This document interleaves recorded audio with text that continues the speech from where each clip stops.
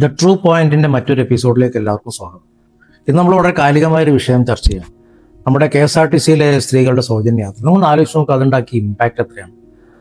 നമ്മുടെ വനിതകൾ അന്ന് ഉദ്ഘാടന ദിവസം അവരുടെ മുഖത്ത് കണ്ട ചിരി, സന്തോഷം, ആഹ്ലാദം, അതൊക്കെ എന്താ മനസ്സിലാക്കുന്നത്?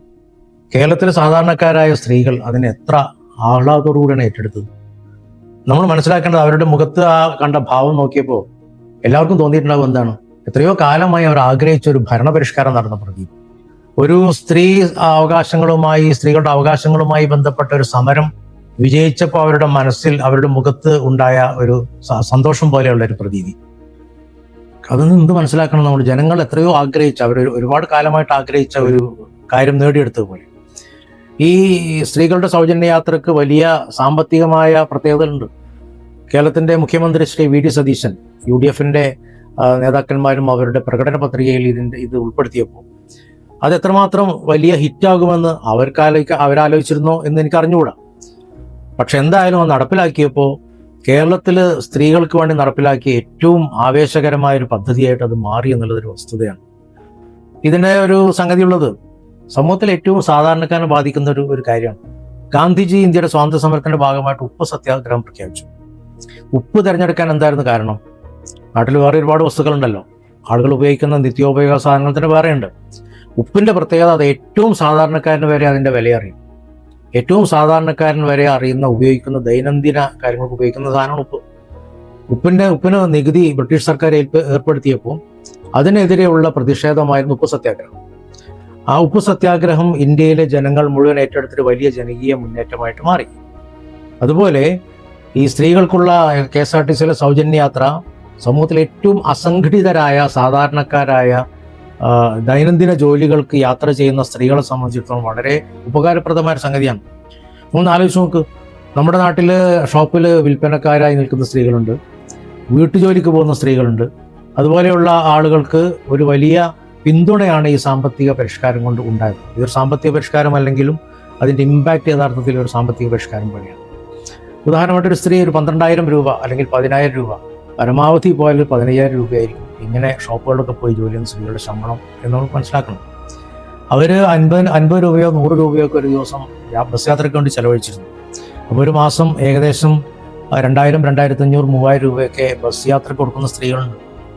12,000 രൂപ ശമ്പളം കിട്ടുന്ന ഒരു സ്ത്രീ അതിൽ നിന്ന് 2,500 രൂപ ബസ് യാത്രയ്ക്ക് ചെലവഴിച്ചാൽ അവർക്ക് ഒരു മാസം ബാക്കിയാവുന്ന 9,500 രൂപയാണ്. ഫലത്തിലപ്പോൾ ഒരു ശമ്പളം എത്രയായി? വെറും 9,500 രൂപയായിരിക്കും ശരിക്കുള്ള അവരുടെ ശമ്പളം.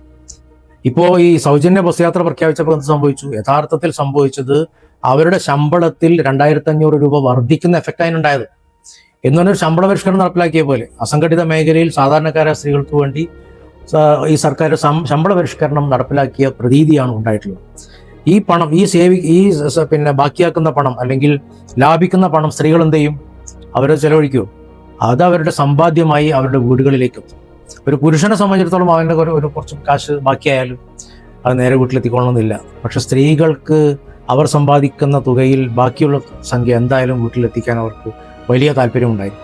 അപ്പോൾ കേരളത്തിലെ ലക്ഷോപലക്ഷം സ്ത്രീകൾക്ക്, 10,000-കണക്കിന് സ്ത്രീകൾക്ക് നേർക്കുനേരെ ഗുണം ചെയ്യുന്ന ഒരു വലിയ സാമ്പത്തിക ആനുകൂല്യ പാക്കേജാണ് KSRTC നടപ്പിലാക്കിയ ഈ സൗജന്യ യാത്ര എന്ന് നമ്മൾ മനസ്സിലാക്കണം. അതൊരു കേവലം സൗജന്യ യാത്ര മാത്രമല്ല, സ്ത്രീകളുടെ അന്തസ്സ് ഉയർത്തുന്നു, അവർക്ക് അംഗീകാരം ലഭിക്കുന്നു, അവർക്ക് അവരുടെ ജോലിയിൽ കൂടുതൽ താല്പര്യത്തോടു കൂടി പങ്കെടുക്കാൻ വേണ്ടി കഴിയുന്നു, സമൂഹത്തിലെ അവരുടെ പങ്കാളിത്തം വർദ്ധിക്കുന്നു. ഇങ്ങനെ ഒരുപാട് ഫലങ്ങൾ ഈ KSRTCയിലെ സ്ത്രീകളുടെ സൗജന്യ യാത്രക്കുണ്ട് എന്ന് നമ്മൾ മനസ്സിലാക്കണം. എനിക്കൊരു സംഗതി ചേർത്ത് പറയാനുള്ളത് ഗാന്ധിജിയുടെ ചില വാക്കുകളാണ്. ഗാന്ധിജി ഒരിക്കൽ പറഞ്ഞിട്ടുണ്ട്, നമ്മുടെ നാട്ടിൽ വലിയ വികസന പരിപാടികളൊക്കെ ആസൂത്രണം ചെയ്യും, വലിയ വലിയ പദ്ധതികൾ ആസൂത്രണം ചെയ്യും, കോടിക്കണക്കിന് രൂപ അതിനു വേണ്ടി നീക്കി വെക്കും. പ്ലാനിങ്ങിനെ കുറിച്ച് അല്ലെങ്കിൽ വികസന പദ്ധതികൾക്ക് പണം നീക്കി വെക്കുമ്പോൾ നമ്മുടെ മുൻഗണന എന്തായിരിക്കണം എന്നതിനെക്കുറിച്ച് എല്ലാ ഭരണകർത്താക്കൾക്കും എല്ലാ കാലത്തും ഓർക്കാൻ പറ്റുന്ന ഒരു വാചകം ഗാന്ധിജി പറഞ്ഞു. അദ്ദേഹം പറഞ്ഞത്, നിങ്ങളൊരു പദ്ധതിക്ക് വേണ്ടി പണം നീക്കി വെക്കുമ്പോൾ, നാട്ടിൽ വികസന പരിപാടികൾക്ക് വേണ്ടി ഒരു പദ്ധതി തയ്യാറാക്കുമ്പോൾ നിങ്ങളുടെ മനസ്സിൽ തെളിയേണ്ടത് ആ നാട്ടിലെ ഏറ്റവും സാധാരണക്കാരനായ, ഏറ്റവും ദരിദ്രനായ ഒരാളുടെ മുഖമാണ്. ഈ പദ്ധതി നടപ്പിലാക്കിയാൽ അവന് ഇതുകൊണ്ട് എന്തുമാത്രം ഗുണം കിട്ടും, ലാഭം കിട്ടും, എത്രമാത്രം അതിൻ്റെ ഫലം കിട്ടും എന്ന് അവന് മനസ്സിലാക്കാൻ പറ്റുമ്പോഴാണ് ശരിക്ക് നമുക്ക് ഒരു പദ്ധതി ശരിയായ വികസന പദ്ധതിയായിട്ട് മാറുന്നത് ഗാന്ധിജി പറഞ്ഞിട്ടുണ്ട്. നിങ്ങളൊന്ന് ആലോചിച്ച് നോക്കി, ഈ പദ്ധതി ശരിക്കും അതല്ലേ? നമ്മുടെ സമൂഹത്തിലെ ഏറ്റവും സാധാരണക്കാരായ സ്ത്രീകളാണല്ലോ KSRTCയിൽ യാത്ര ചെയ്യുന്നത്. ആ യാത്ര ചെയ്യുന്ന സ്ത്രീകൾക്ക് കിട്ടുന്നൊരു ആനുകൂല്യമാണല്ലോ ഇത്. ഒറ്റയടിക്ക് ഒരു സുപ്രഭാതത്തിൽ അവരുടെ വരുമാനത്തിൽ ഫലത്തിൽ 2000 രൂപ മുതലുള്ള വർധനവുണ്ടാവുകയാണ്. വലിയ ഒരു സാമൂഹ്യ വിപ്ലവത്തിന് ഇത് നാന്ദി കുറിക്കുമെന്ന കാര്യത്തിൽ യാതൊരു സംശയവുമില്ല. വളരെ കാലികമായ ഒരു തീരുമാനമാണ് ഈ സർക്കാർ എടുത്തത്. അത് നമ്മുടെ സ്ത്രീ ശാക്തീകരണത്തിലെ ഏറ്റവും വലിയൊരു കാൽവെപ്പായിരിക്കും എന്ന കാര്യത്തിൽ യാതൊരു സംശയവുമില്ല. നമ്മൾ കൂടുതൽ കാലികമായ വിഷയങ്ങളുമായിട്ട് നമുക്ക് വീണ്ടും കാണാം. അടുത്ത എപ്പിസോഡിന് വേണ്ടി നിങ്ങൾ കാത്തിരിക്കുക. ദ ട്രൂ പോയിന്റ് എന്ന ചാനൽ സബ്സ്ക്രൈബ് ചെയ്യുക, ഞങ്ങളുടെ വരിക്കാരാവുക. നിങ്ങളുടെ നിർദ്ദേശങ്ങളും അഭിപ്രായങ്ങളൊക്കെ കമന്റ് ബോക്സിൽ ഇടാൻ വേണ്ടി മറക്കാതിരിക്കുക.